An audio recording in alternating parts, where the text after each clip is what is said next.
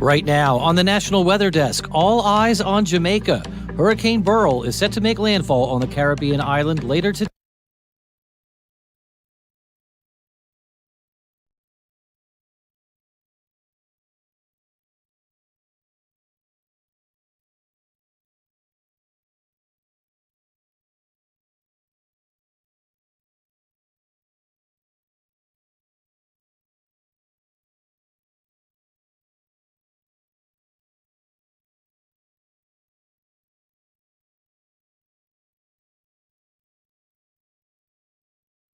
As I told the kid, and well, but I told he knows I was show every day from 10 to 11.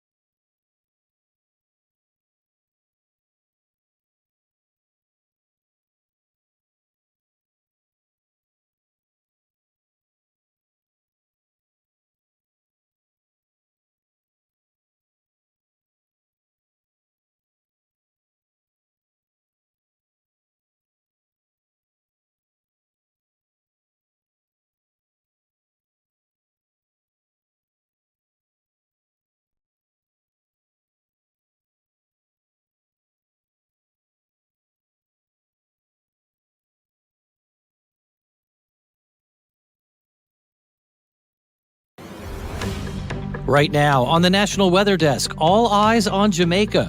Hurricane Beryl is set to make landfall on the Caribbean island later today.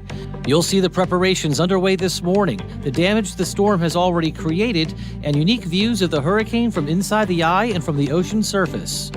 You'll also see how drones are helping us better understand hurricanes. The plane's going 210 knots and you're just ejecting this thing. And we'll help you better understand the cone of uncertainty. Statistically, the track can go on either edge as well. New wildfires lead to thousands of evacuations in California. An East Coast state faces a fruit fly invasion. And what you can do to help your dog feel safe during tomorrow night's fireworks. You want to help create a safe space in your home for your dog. From our nation's capital, this is the National Weather Desk. And good morning and welcome to the National Weather Desk. I'm meteorologist Matt Ritter. Right now, Hurricane Beryl is a life-threatening Category 4 storm. And later today, it'll bring 145-mile-per-hour winds, up to a foot of rain, and a devastating 9-foot storm surge to Jamaica. Unfortunately, the time for evacuations is over, as all the island's airports are now closed. The Prime Minister already declared a state of disaster, as well as a nationwide curfew until 6 o'clock tonight local time. Jamaicans spent Tuesday getting ready for Beryl's arrival. Grocery stores were crowded as people stocked up on hurricane supplies such as food, water, and batteries. Within hours, many store shelves were empty. People also secured their boats and other outdoor equipment. Many gas stations also ran out of fuel.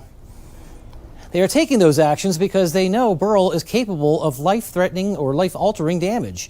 Images from Grenada, St. Vincent, and the Grenadines show complete devastation, with hundreds of homes destroyed in the storm. At least 7 deaths are now blamed on the storm, but officials fear that number will grow in the coming days.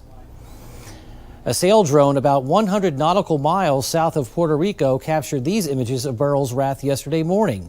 It measured 25-foot waves and 61-mile-per-hour winds. At the time, Beryl's eye was still 95 nautical miles away. Sail drone is working with NOAA to study what happens on the ocean surface during a hurricane. And then there's the view from the hurricane hunters who are flying directly into Beryl. This is what it looked like yesterday inside the storm's very well-defined eye. As we've reported, the NOAA researchers and meteorologists on these flights are gathering data to help the National Hurricane Center not only monitor Beryl, but also help forecast future hurricanes.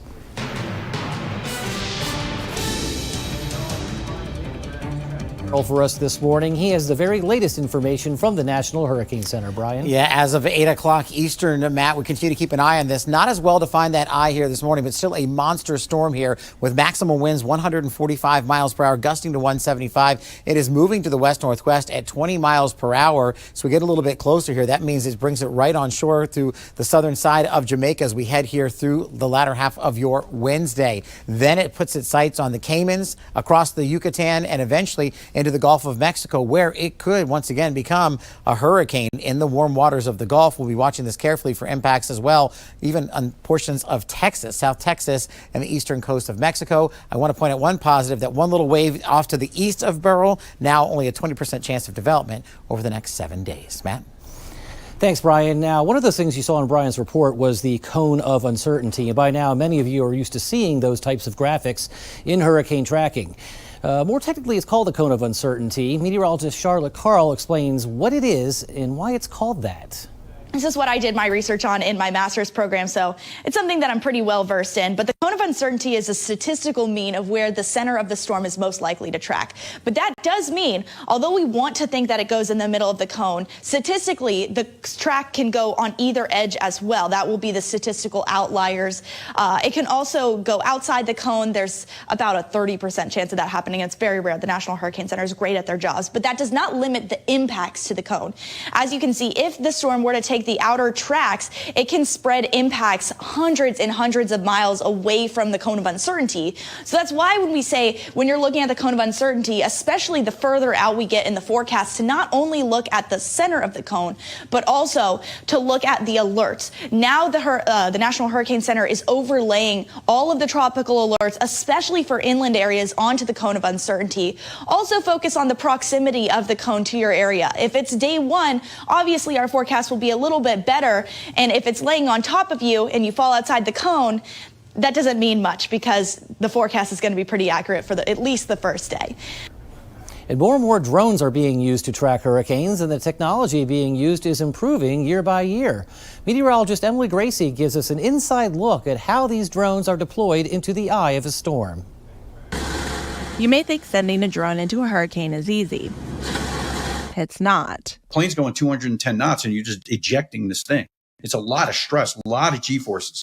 After Superstorm Sandy, Congress provided more funding for hurricane research, and that, shall we say, got the drone flying. We were able to build a few of these drones, and we tested them in Ophelia in 2014, Maria, which was 17, that's the one that really devastated Puerto Rico, and then Hurricane Michael in 2018, which turned into a Category 5 right before it made landfall. While drones were successfully flying into hurricanes, they still were not equipped with weather sensors. So Joe and his team put out a call to small businesses to make a drone that was up to the task of being dropped out of an aircraft into a tropical cyclone and take data from inside the storm. Black Swift answered the call with a 3-pound drone called the SO. When we deploy these in the eye, we essentially go counterclockwise. We just merge into the eye walls, keep the winds at our tail, and we just let it push. The autopilots and the AI, the artificial intelligence that's being used to guide these is pretty remarkable. With their technology and resilience, these drones represent just one of many cutting-edge tools enhancing hurricane reconnaissance and improving forecasting for the 2024 season. The dream would be a sail drone's in there, right? We're in the eye flying. We see the sail drone. Then we look up and see the P3. And then we turn towards the eye wall, see that, and you see the raging sea below you. I mean, it would go viral pretty quick. Now to dangerous heat. 120 million people live in areas with heat alerts today. And once again, the hottest places in the country are in the south and the west. But the hot temperatures stretch all the way into Ohio and western New York also. And in many places in California, the mercury could top 110 degrees today. In California, officials are warning the high heat could affect 4th of July plans. And as Leslie Val reports, when extreme heat lasts for several days, it can have major impacts on local businesses. Extreme heat is the #1 weather-related killer in the United States. More people die from extreme heat than floods, hurricanes, and tornadoes combined. Just days into the month of July, the scorching temperatures from June linger as experts say we still have several days of triple-digit temperatures ahead. Chief Meteorologist Miles Musio reports this weather can pose such a danger that people should consider changing their outdoor plans. For others who are required to work certain jobs, they'll have to find a way to work around the heat, which Aaron Hegde, economy professor at CSUB, says can impact our economy. Employers have to also consider the safety aspect, which adds more cost. Monitoring it, complying with it, and making sure the workers are safe. But if a worker falls ill due to the heat, it could also strain both them and the business. They're not able to work. So either the company has to bear the cost, or more than likely, if they're an hourly worker, they don't get paid for that, not to mention the medical cost. In the nation's midsection, there's a severe weather threat late this afternoon. The greatest risks are in parts of northern and the northern and central plains, as well as the Ozarks to the lower Ohio Valley, including Columbus, Cincinnati, and Dayton. Back in California, evacuations are underway as several wildfires threaten homes. The Moccasin Fire is burning in El Dorado County, that's east of Sacramento. And fire officials say it started at a home and quickly spread to nearby vegetation. People who aren't in the mandatory evacuation zones are running sprinklers, hoping that will help protect their property. Firefighters aren't just fighting flames, they're also battling that triple-digit heat. And thousands more have evacuated in Northern California as the Thompson Fire spreads. This is in Butte County in Oroville. Fire officials say it is threatening hundreds of structures and was 0% contained as of last night. And with strong winds in the region, Pacific Gas and Electric shut off power across 8 counties. The goal is to prevent those wires from sparking more fires. Now, here's something you don't see every day. West Palm Beach meteorologist Jennifer Collins posted this picture of a noctilucent cloud on her Facebook page. These clouds are unique because they occur in the upper atmosphere and they glow when illuminated by sunlight from far below the horizon. This cloud was visible just before sunrise. And coming up on the National Weather Desk, we'll look at how recent weather is causing a fruit fly invasion in parts of Maine. And we'll help you better understand something called urban heat islands.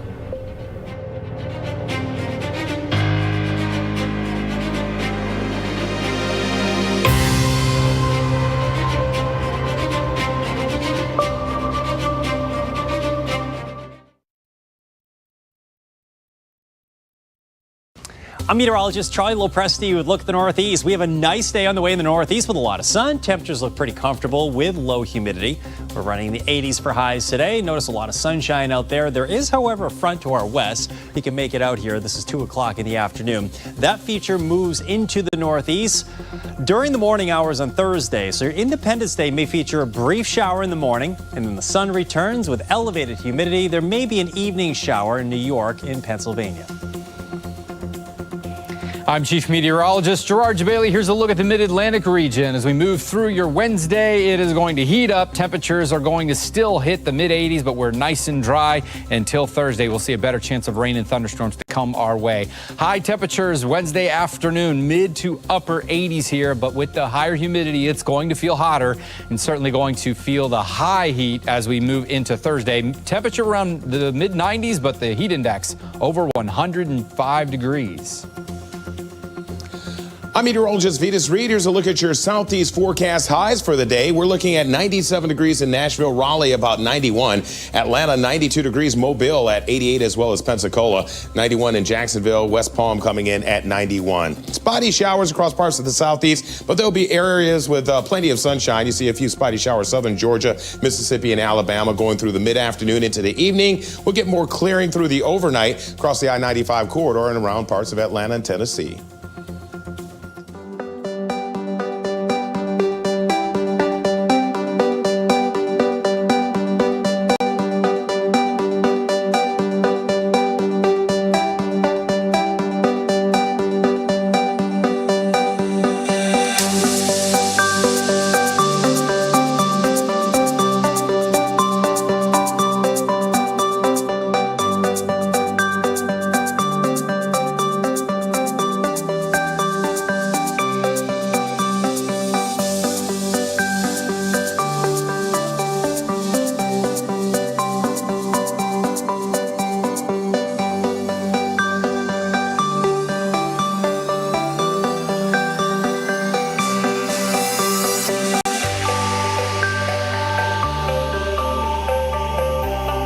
You are watching the National Weather Desk. Well, this year, Maine saw an unusually warm winter with a very wet spring, and now strawberry farmers in the area are seeing an unexpected consequence of all that warmth, a fruit fly invasion. Brad Rogers has more.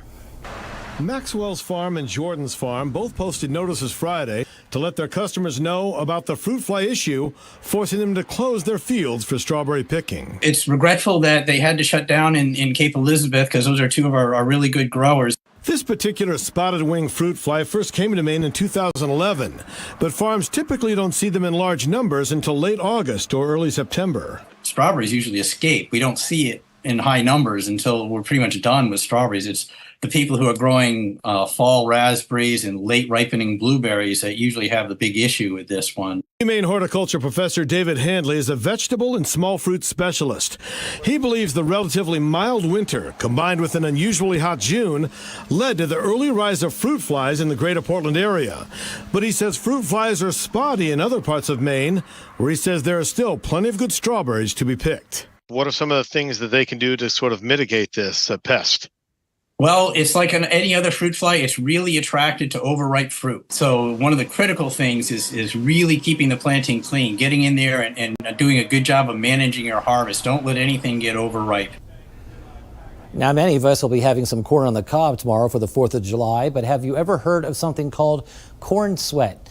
To explain what it is and how it can impact the weather, we turn to meteorologist Teresa Carter. The corn's been growing, it absorbs a lot of water, but in order for it to cool down, it also has to get rid of some of that water, and it does it through a process called evapotranspiration, where the moisture in the corn is released from its leaves in order to help it cool. With that, of course, that causes the humidity to climb, that extra moisture getting in the air. So for areas near the cornfields, the humidity can climb, and that can cause the heat index, or that feels like temperature, to be higher as well if you live near a cornfield. And I bet some of you that do live right next to cornfields, you probably have noticed this, and you're going to notice it today especially.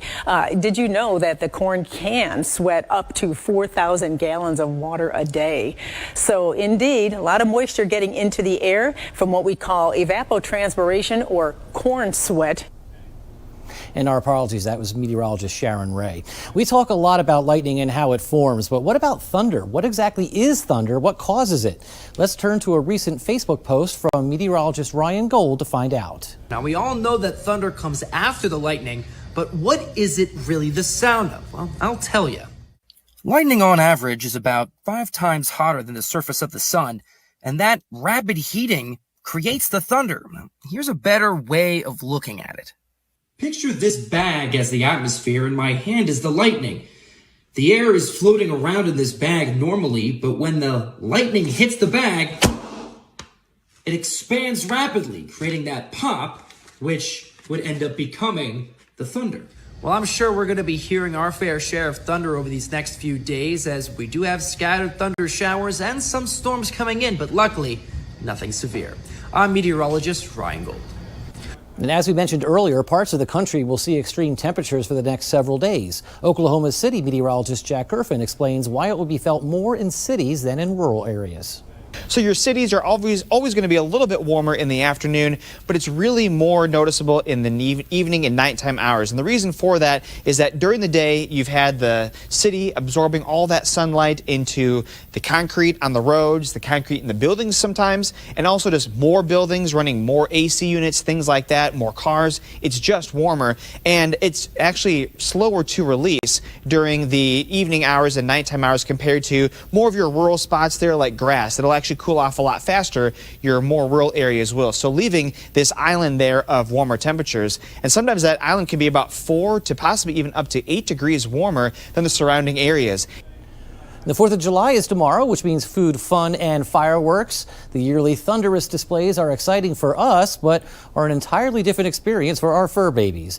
Emily Gracie spoke with a dog training expert about how to keep them feeling safer during the celebrations. Whether it's thunder or fireworks, anything that's loud and explosive in the air, dogs have a much greater sense of hearing than we do. We also have to remember that dogs have a very strong sense of smell. So with the 4th of July fireworks, they're not just afraid of the loud booms and like the shaking that's happening, you know, in the air, the reverberation. They also can smell the explosive, the dust that's settling off the fireworks. So it's all of these different senses that are novel and scary. And when dogs are unsure of things, it's natural for them to be apprehensive, just like with people. But it's a lot easier to explain to children, oh, we're celebrating. All of these bombs in the air are for fun. For our dogs, we can't communicate clearly to them. And so through training, we can try to help create positive associations to these sounds. But it is very natural for dogs to be afraid. And so it's our job as their humans who love them to really do everything we can to help them feel safe. Okay, so let's talk preparation. What can we do today? And then what can we do when we head out to enjoy the fireworks on the 4th? You want to help create a safe space in your home for your dog. So whether that's a crate, an exercise pen, a bedroom, you want to think about when your dog is calm, relaxed, and sleeping, where are they most comfortable cuddling up? Do they like to sleep on your bed? Do they love their crate? Do they like to go underneath their bed? So I would create a space and I would think about giving them anything that's positive, mental enrichment to help give them something to do that has a positive association to the fireworks. Let's say you're not even a pet owner, but it's the 4th of July and a random dog has shown up in your yard because it's fled home. What do you do if you find a stray animal? Oh my gosh, that's a really great question. So I think we all have to be neighborly and really be conscious that there's going to be a lot of animals who may go missing. So look to see if that dog has a tag that identifies who their owner is. In that case, call them. Otherwise, you want to take your dog to the local shelter because they can scan for a microchip, or you can take the dog to a veterinarian. But you really want to do everything you can to unite the dog with the owner. And that was just part of a longer interview with Laura that we have posted to our YouTube page. To see the full interview, just search the National Weather Desk on YouTube or scan the QR code on the bottom left corner of your screen. Now let's check on tomorrow night's fireworks forecast in cities across the country. We're starting here in Washington, D.C., where people will gather on the National Mall to watch the show behind the Washington Monument and the Lincoln Memorial. There is a chance of rain tomorrow night. Highs in the day will be in the 90s. The nation's largest show is in New York City, with fireworks shot from barges in the East River between Manhattan and Brooklyn. Rain could also be a factor in the Big Apple. Daytime highs will be in the low 80s. Let Freedom Sing is Nashville's way of celebrating the country's 248th birthday. There could be some scattered showers tomorrow, but they should clear out in time for the fireworks. Highs will reach the mid to upper 90s. And finally, return to Chicago, regularly considered one of the best places to see fireworks. They will launch from the Navy Pier along Lake Michigan. Any rain should hold off until well after midnight. Highs tomorrow will be in the mid-80s. It's time now for a short break, but first let's fly over beautiful Boston.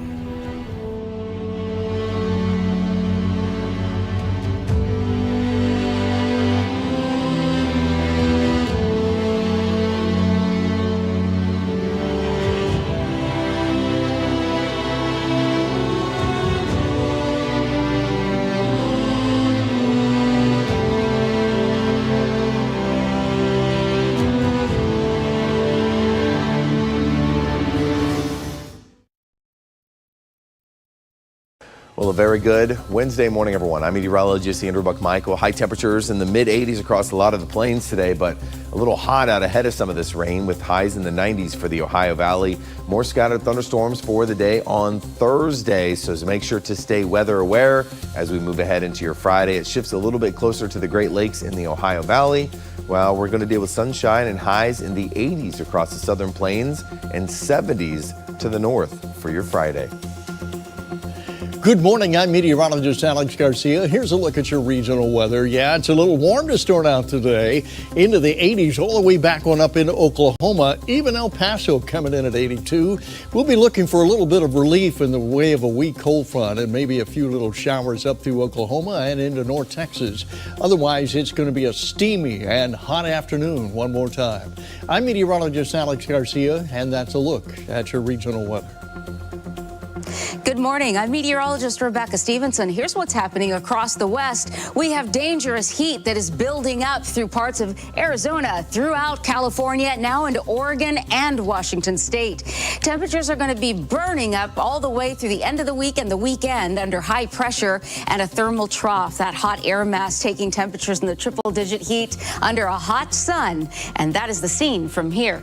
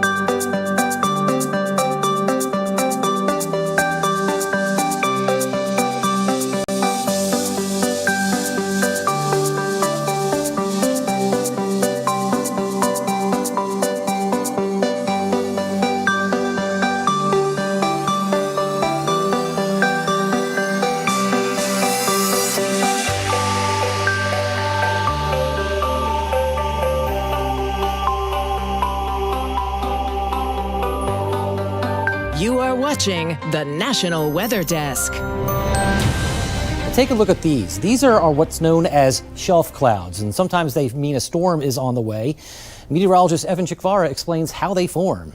We get into the summertime and you start to see these ominous clouds. I get a lot of pictures like this. This is called a shelf cloud. It's usually on the lead edge of a thunderstorm, and while it looks very, very intense, it has nothing to do with a tornado. It has nothing to do with anything tornadic at all. In fact, you get these creepy looking shelf clouds because in the parent thunderstorm that is back behind a very warm air mass, you get this cold downdraft. As that flows out ahead of a thunderstorm, you have warm air inflow going into it, and you get this shelf that forms out ahead of it. They look very creepy. If you see these, a lot of times it means you're about to get rain, you're about to get gusty winds. At times, these can bring us severe thunderstorms, but honestly, a lot of times you'll get this with every thunderstorm in the summer. Something cool to see, but it's a reminder to head inside. We saw a lot of those pictures recently, and we'd love to share your weather content on the air. You can find us on all your favorite social media platforms, including Facebook, YouTube, Instagram, TikTok, and X. Just search the National Weather Desk. We'll be right back.